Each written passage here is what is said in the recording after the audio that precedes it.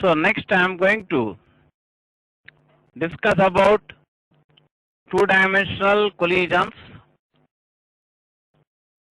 That means if the velocities earlier so far I have discussed the examples in one-dimensional collisions. One-dimensional collisions are also called as head-on collisions.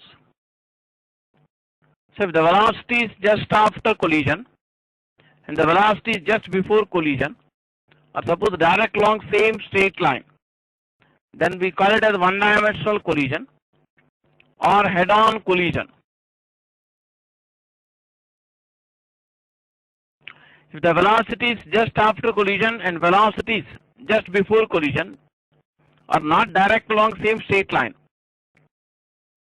but if the velocity is just after collision and velocity just before collision are confined to a single plane, if the velocity is just after the collision and the velocity is just before the collision, they are confined to one single plane, then it is called two-dimensional collision. So in the examples we are going to discuss the plane in which the two colliding bodies move before and after collision, we consider it as XY plane. So at present you just only concentrate to listen to my explanation. Don't write running notes when I am explaining. You will be shown the notes later. So first I am going to now discuss the theory of two-dimensional collisions and some special cases in two-dimensional collisions. Next I will be giving you the notes for showing the notes for the same. So if the velocity is just after collision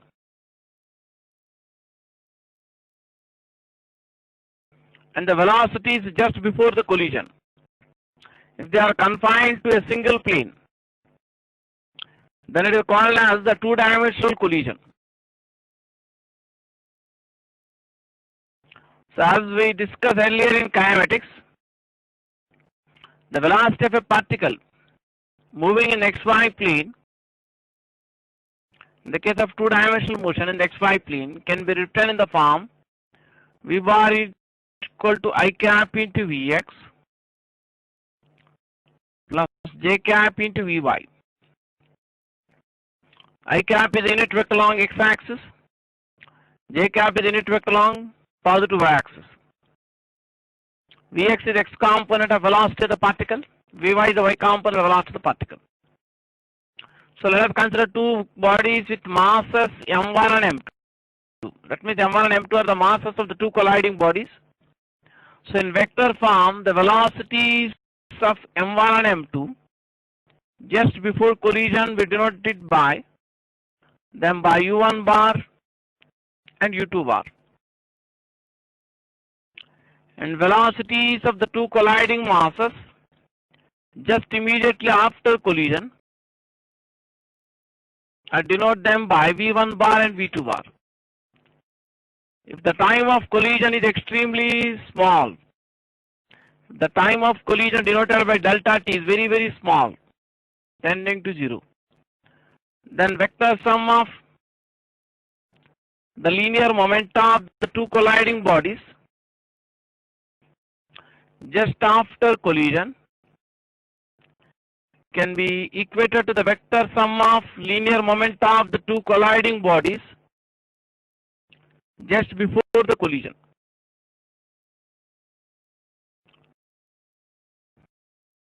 The vector sum of the momenta of the two colliding bodies just before collision can write m1 u1 bar plus m2 u2 bar. So m1 u1 bar is the linear momentum vector of the first mass m1 just before collision. m2 u2 bar is the linear momentum vector of second mass m2 just before collision. So here v1 bar and v2 bar are the velocities of m1 and m2 respectively just after collision. So we try to express each velocity vector in this form in terms of its two rectangular components and unit vectors along x and y axis. Again, you concentrate only to listen to my explanation. Don't write running notes. While I am discussing the theory part, you will be shown the notes separately.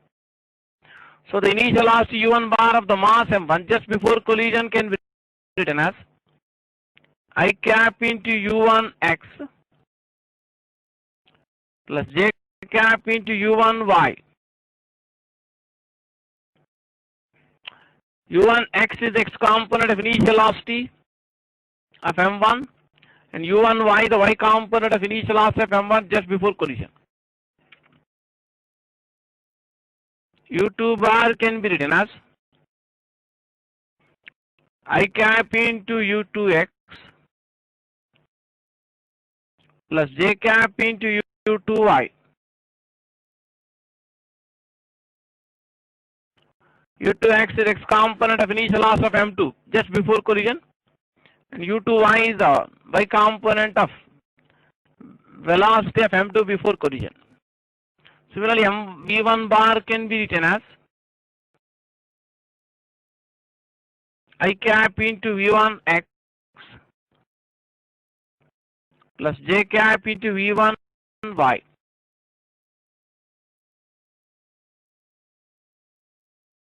v1 is x component of velocity of m1 just after collision. v1 y is the y component of velocity of m1 just after collision. Similarly, v2 bar can be written as I cap into v2x plus j cap into v2y.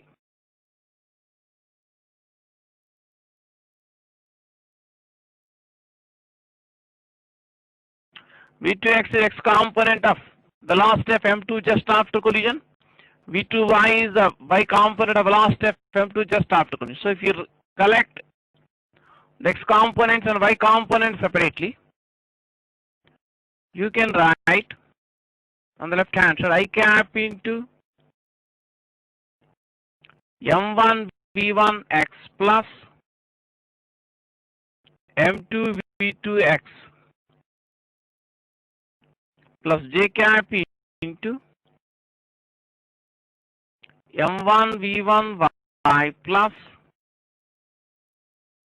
m2 v2y equal to, on the right side you can write, that is total momentum of the two colliding masses just before collision. You can write it as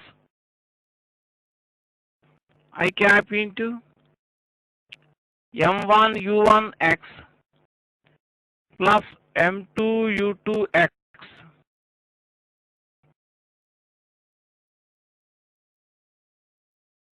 plus j cap into m1 u1 y plus m2 u2 y.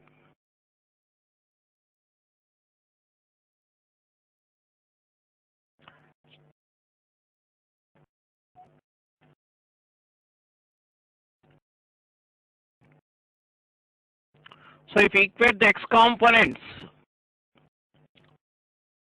of total linear momentum of system of the two colliding masses just after collision, just before collision, so along x direction you can write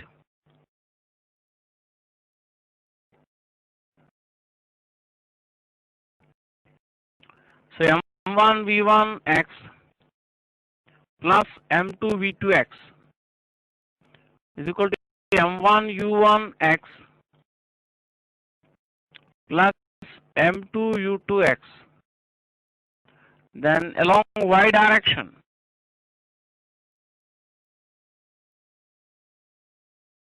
equating the y component of the resultant momentum of the system of the two colliding masses before and after collision, can write m1 v1 y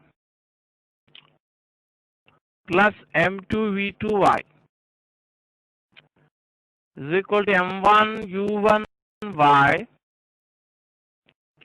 plus m2 u2 y. That means we can separately write the equation similar to one-dimensional collision for x direction, and you can write conservative momentum for y direction separately. That means the equations which we write for x direction and y direction look similar to the equation I have written for one-dimensional collisions. That means if you are given the directions of the velocities after collision, you can resolve the velocity vectors v1 bar and v2 bar into rectangular components parallel to x and y. Again, you just concentrate only to listen. Don't write running notes when I am explaining. For example, in most of the problems in two-dimensional collisions, which we may come across in objective type exam papers, one of the colliding masses may be moving with some initial velocity. The second mass, m2, is at rest. The textbooks intended for board exams, this situation is discussed in the textbooks. So after the collision, the two masses m1 and m2 may move in different directions, like this in the xy plane with velocities v1 bar and v2 bar. So let us suppose the velocity of m1 makes an angle θ1 with the initial direction of the motion of the first particle. We can choose the initial direction of the motion of the m1 as x-axis. Direction perpendicular to the initial direction of the motion of m1 as y. That means here I am just showing, say, a simple situation in a two-dimensional collision in the xy plane. That means the first mass m1 is moving along x-axis with initial velocity of magnitude u1. The second mass m2 is initially at rest at the origin. After collision, the first mass m1 moves with velocity v1 bar, making an angle θ1 with positive x-axis. The second mass m2 moves with velocity v2 bar, making an angle θ2 with x-axis. Then here, if you want to apply conservation of momentum along x direction, y direction separately, you have to resolve the velocities v1 bar and v2 bar into rectangular components parallel to x and y axis. That means here u1 x means you can write as u1 in the first equation. u2 x is 0. That means initial velocity of m2 along x axis 0. v1 x means can write v1 cos θ1. That means x component of the final velocity of m1 just after collision. v2x means x component of velocity of m2 after collision. That is v2 cos θ2. And v1y, that means y component of velocity of m1 just after collision. Don't try to copy all this, just listen here.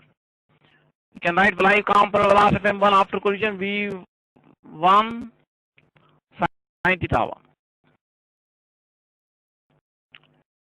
And v2y, we can observe that y component of velocity of m2 will be directed downwards, I mean in the plane of figure, along negative axis. So if you give positive sign for y component of velocity of m1, then you have to give negative sign for y component of velocity of m2. So v2y you can write minus v2 sin θ2. The initial velocity of m1 is along x-axis, so its component along y-axis is 0. So here u1y is 0 and u2y is also 0. Second mass m2 is initial at rest, so initial velocity of second mass is 0 both along x-axis. Then you have to apply conservative momentum along x-axis, conservative momentum along y-axis. Of course, the procedure will be more clear for you when I discuss some problems based on this two-dimensional collisions.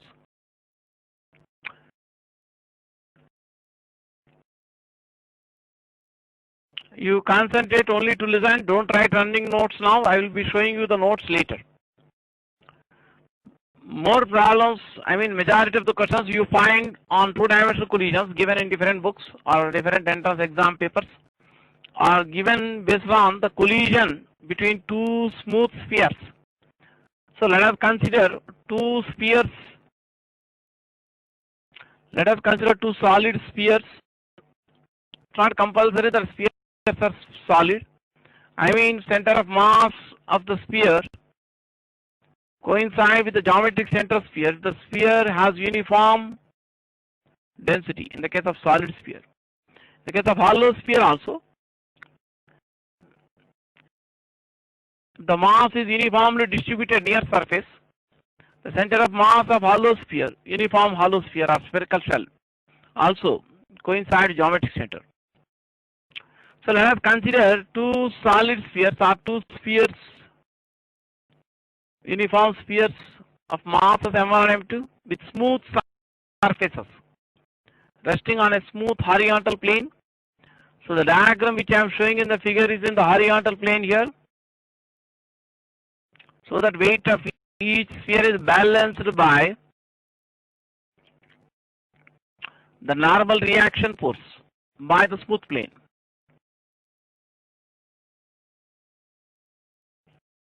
Let U1 be the velocity of the first sphere, which makes some angle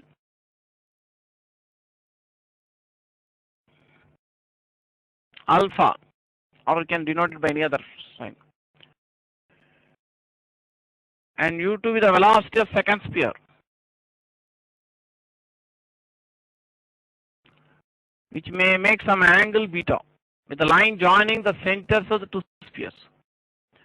So earlier classes I have discussed examples of one-dimensional collisions. In the case of one-dimensional collisions, the initial velocities U1 and U2 just before collision, if they are directed along the line joining the centers C1 and C2. C1 is center of mass of first sphere, C2 is center of mass of second sphere. If U1 is the velocity of M1, first sphere just before collision, and U2 is the velocity of M2 just before collision.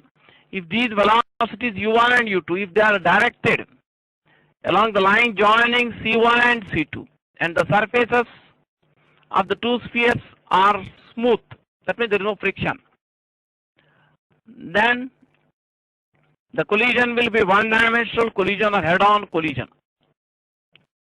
Because in the case of collision between two spheres with smooth surfaces, the time of collision is very short. Each sphere exerts an impulsive force on the other sphere. The impulsive force on M2 by M1 in vector form denoted by F bar subscript 2(1). The reaction to this will be the impulsive force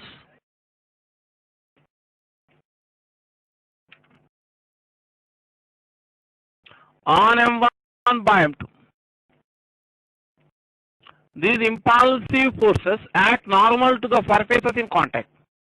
As I discussed earlier in Newton's laws, that when a body is placed in contact with a smooth surface, or when two bodies with smooth surfaces are placed in contact with each other, then the contact force exerted by the surface of one body on the other surface of other body acts perpendicular to the surfaces of the two bodies in contact.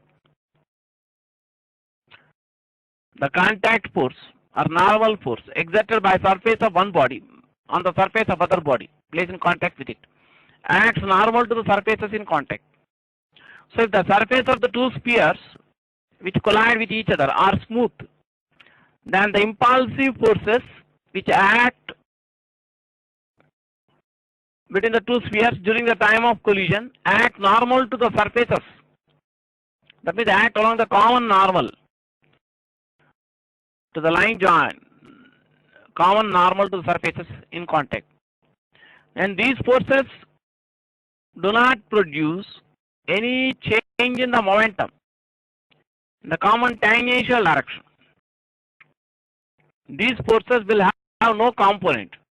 Each impulsive force will have no component in the common tangential direction. This is the common tangential direction. That means the direction common tangential to both the spheres through the points of contact. So these impulsive forces have no components, will have no component along the common tangential direction. That means there is no force acting on each sphere in the common tangential direction.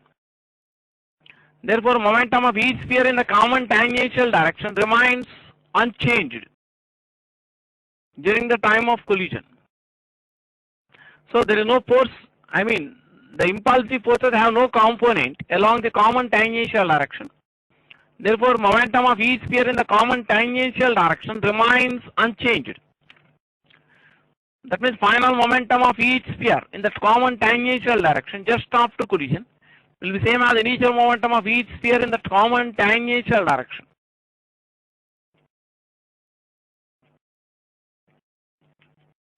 Because mass of each sphere, if it is not changed, in the examples we are going to discuss in two-dimensional collisions, the mass of each sphere can be assumed to be constant, not changed.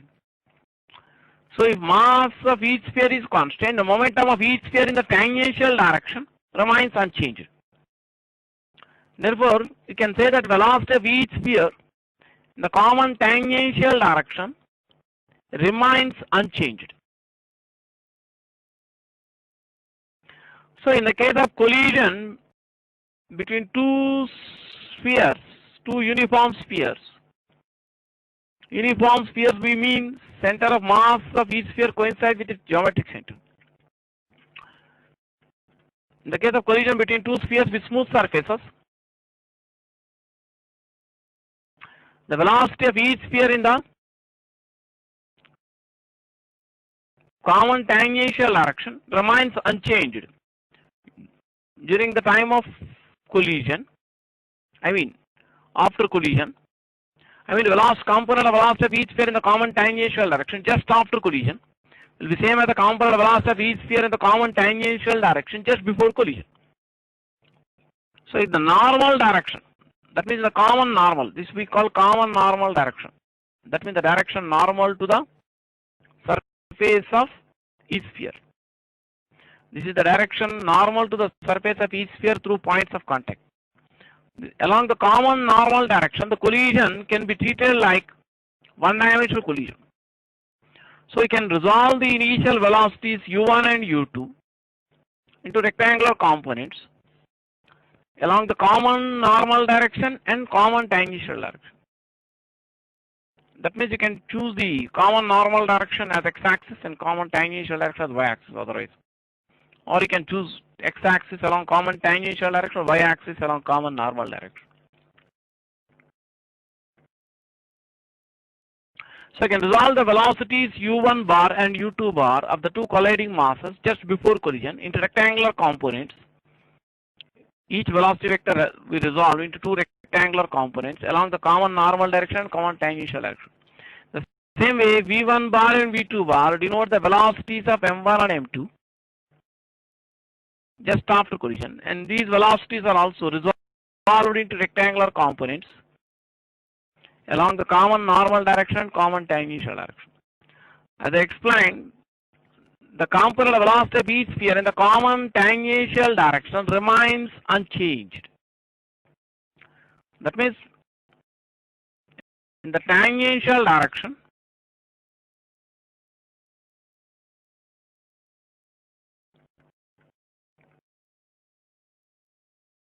can write v1t equal to u1t. Actually m1 v1t is equal to m1 u1t because mass of sphere is constant. Momentum of m1 in the tangential direction just after collision is equal to momentum of component of momentum of m1 in the tangential direction just before collision. Here v1t is the velocity of m1 in the tangential direction just after collision. u1t is the velocity of m1 in the tangential direction just before collision. So u1t is the component of initial velocity of m1 in the tangential direction just before collision. v1t is the component of velocity of m1 in the tangential direction just after collision. The same way for momentum of M2 in the tangential direction just after collision can be equated to momentum of M2 in the tangential direction just before collision. Because mass of each sphere, if it remains constant, can write V2T equal to U2T. So V2T is the velocity of M2 in the tangential direction just after collision.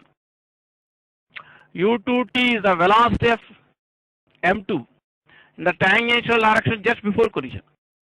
So V2T is the component of velocity of M2 in the tangential direction just after collision. U2T is the component of velocity of M2 in the tangential direction just before collision. That means the component of velocity of each sphere in the tangential direction just after collision will be same as the component of velocity of the sphere in the tangential direction just before collision. So in the normal direction, we can write the equations similar to one-dimensional collision. That means you can consider the components of velocities along the normal direction, and you can write the equations for momentum and coefficient of restitution in the same manner as you write for one-dimensional collision. That means in the normal direction, the one-dimensional collision, we write M1V1 plus M2V2 equal to M1U1 plus M2U2. So for normal direction, you can write the same equations in this way: M1V1N plus M2V2N equal to M1U1N plus M2U2N. Here U1N is the velocity of M1 in the normal direction just before collision. U2N is the velocity of M2 in the normal direction just before collision. That means U1N is the component of initial velocity of M1 in the normal direction just before collision. U2N is the component of initial velocity of M2 in the normal direction just before collision. V1N is the component of velocity of M1 in the common normal direction just after collision. And V2N is the component of velocity of M2 in the normal direction just after collision.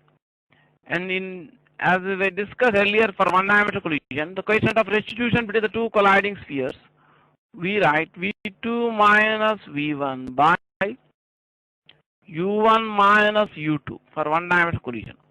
Similar equation you can write even for two-dimensional collision, but you have to consider the velocity between two. I mean, if you consider, you can write similar equation for the collision, the two-dimensional collision between two smooth spheres, but you have to consider the velocities along the normal direction. That means E can be written as V2N minus V1N by U1N minus U2N. That means coefficient of restitution between the two spheres can be written as magnitude of relative velocity of separation along the common normal direction just after collision and divided by magnitude of relative velocity of approach along the common normal direction just before collision. Next, I am going to show you the notes for what I have discussed so far in two-dimensional collisions. That means I am going to show you the PowerPoint representation of what I have already discussed so far about the two-dimensional collision. So those who are writing the notes, you get ready with your notebook and paper. Those who are not writing the note, they can also listen the summary of the discussion.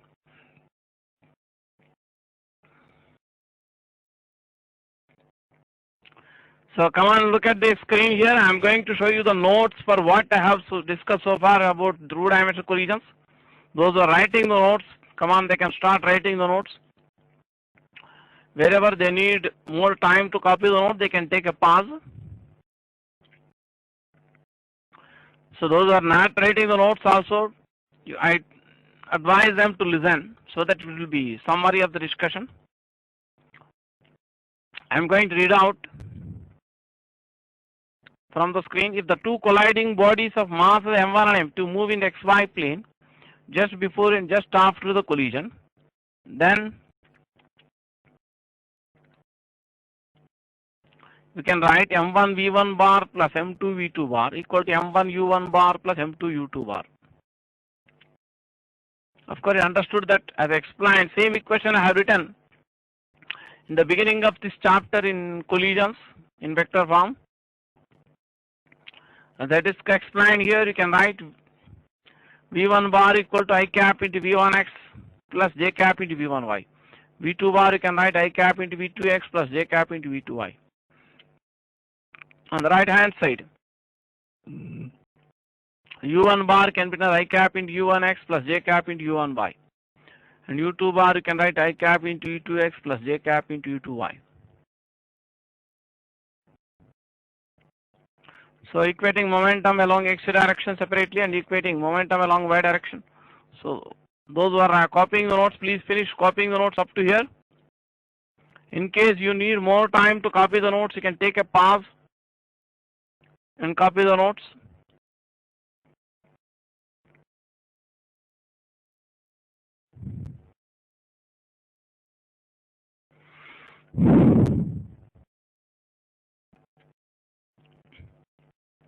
So along x direction you can write M1 V1x plus M2 V2x equal to M1 U1x plus M2 U2x. Along y direction you can write M1 V1y plus M2 V2y equal to M1 U1y plus M2 U2y. That means we can write two equations similar to the equation we have written for one-dimensional collisions, separately for x direction and separately for y direction. Come on, all of you finish copying up to here.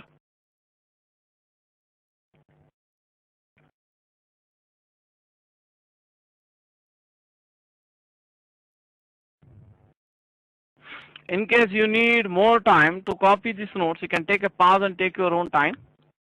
I am going to show the notes continuation to this.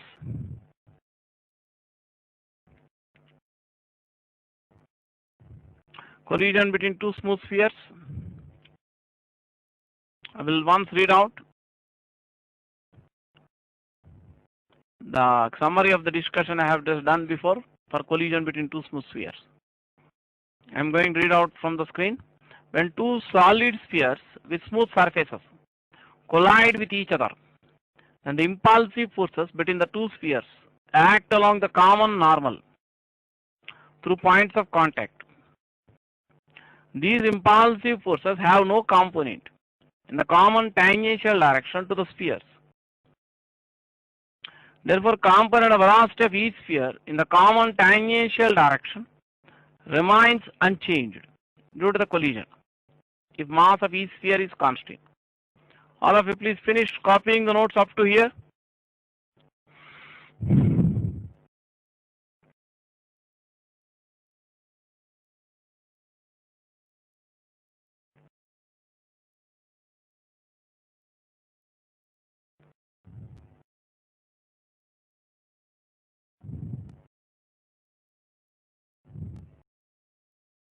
In case you need more time to copy the notes, you can take a pause and take your time. So along the common normal direction, the collision can be regarded like a one-dimensional collision. So I have just shown a rough figure showing the initial velocity U1 and U2 before collision. As I told you, if the two bodies of mass, two spheres with mass M1, M2, with smooth surface collide with each other, the collision will be oblique collision or maybe a two-dimensional collision. The initial velocities U1 and U2 just before collision are not directed along the line joining the centers of the two spheres. So we can write here V1t equal to U1t and V2t equal to U2t in the common tangential direction. So here U1t, as I explained before, is the component of velocity of M1 in the tangential direction just before collision. V1t is the component of velocity of M1 in the tangential direction just after collision. U2t is the component of initial velocity of M2 in the tangential direction just before collision. V2t is the component of velocity of M2 in the tangential direction just after collision. Come on, all of you finish writing up to here. It's not compulsory to draw the diagram.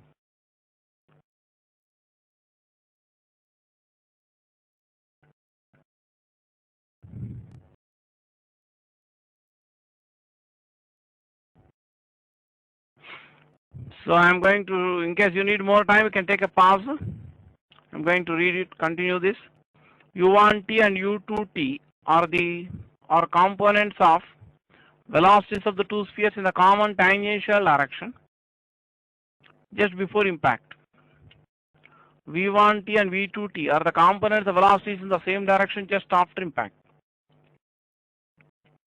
So along the normal direction, you can write the equation of conservation of momentum similar to the one-dimensional collision. You can write m1 v1n plus m2 v2n equal to m1 u1n plus m2 u2n. And equation for question of restitution E can be written as v2n minus v1n by u1n minus u2n. Come on, finish writing the notes up to here.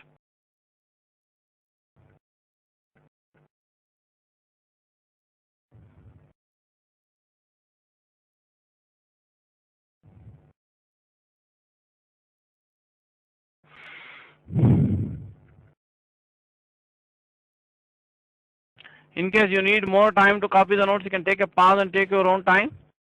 I'm going to show you the continuation for this.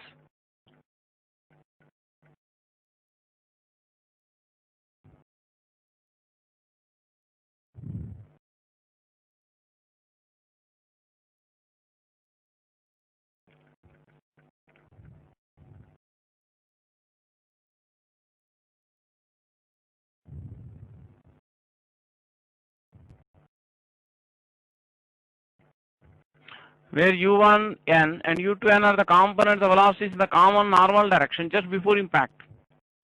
v1n and v2n are the components of velocities in the same direction just after impact. If the collision is perfectly elastic, a two-dimensional collision may be elastic or inelastic.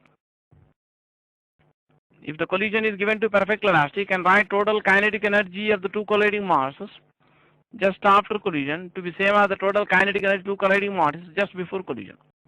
The total kinetic energy of the two colliding masses just before collision will be half m1 u1 square plus half m2 u2 square. The total kinetic energy of two colliding masses just after collision, you can write half m1 v1 square plus half m2 v2 square.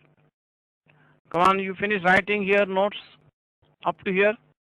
In case you need more time, you can take a pause in complete writing the notes. Next, I am going to discuss two special cases in the two-dimensional collisions. You find good number of questions based on these special cases in all the standard books we use for preparation for different entrance examinations.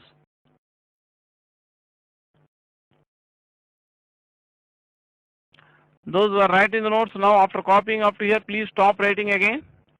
So you first I will give you the explanation for the special cases. You listen to the explanation next. Then you can write. I will show you the notes for special cases in my next class.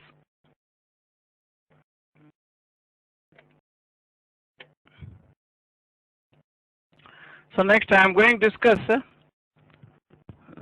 some two special cases in two-dimensional collisions.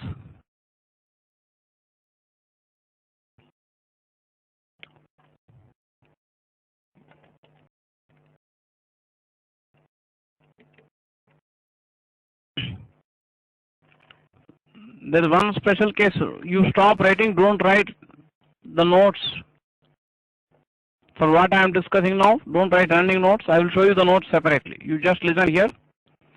So I consider the collision of a ball with smooth surface with a smooth fixed horizontal plane. I consider the collision of a ball with smooth and fixed plane.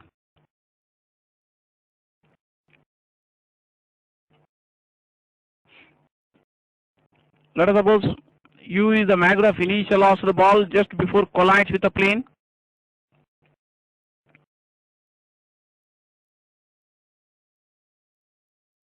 And this is the imaginary line I have drawn normal to the plane through the point of collision. Let us suppose initial velocity makes an angle theta with the normal to the plane.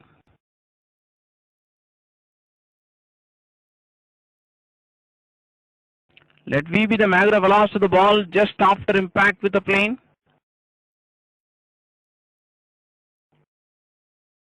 Let us suppose the velocity V makes an angle alpha with the normal to the plane just after collision.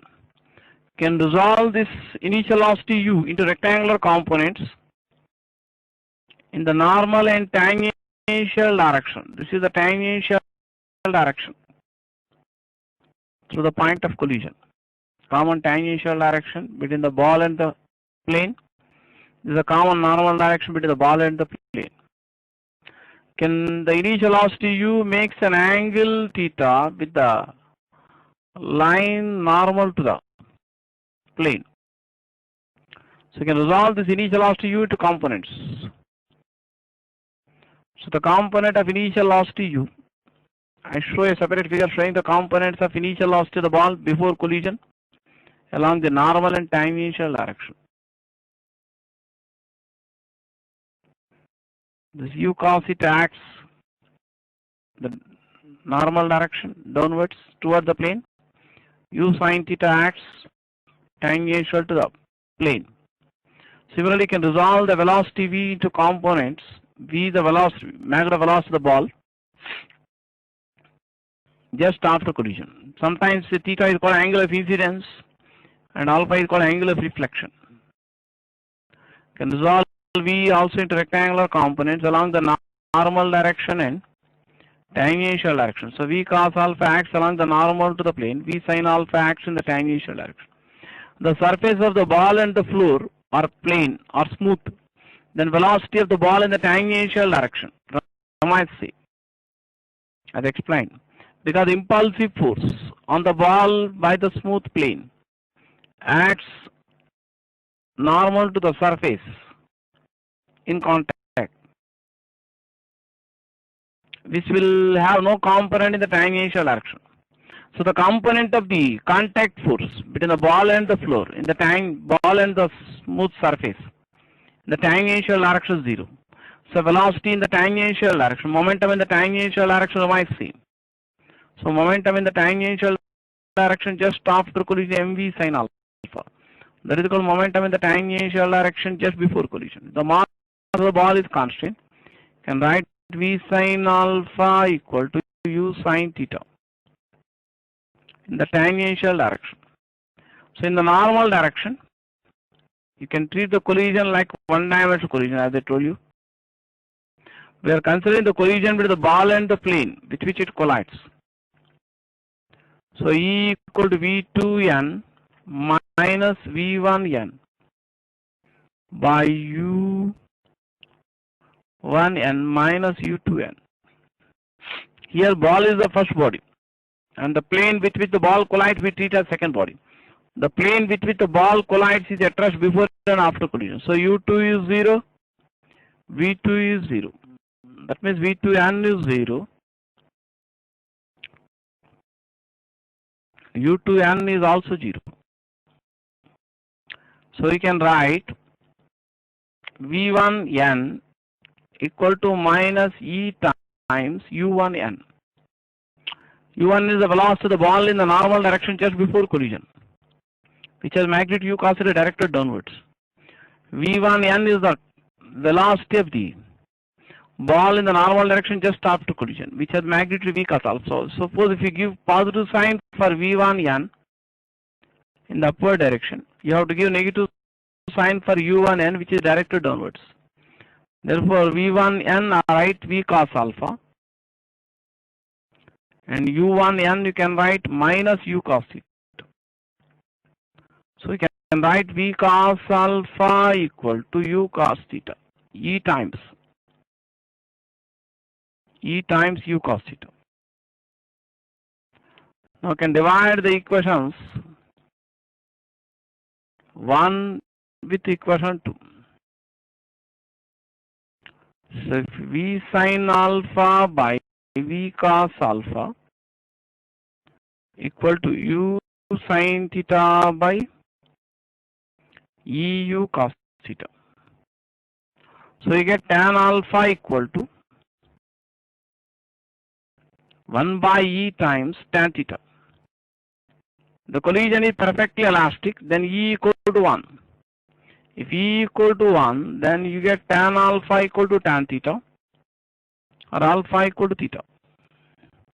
That means the angle of reflection will be equal to the angle of incidence if the collision is perfectly elastic. And if you substitute E equal to 1 and alpha equal to theta in second equation, you get V equal to U. That means if the collision between the ball and the plane is perfectly elastic, and the ball rebounds with the same speed U with which it strikes the plane, and also at the same angle theta with the normal to the plane. I will show you the notes for this case in my next class. Don't write running notes now. I will show you the notes for this case in next class. I will continue my discussion in my next class.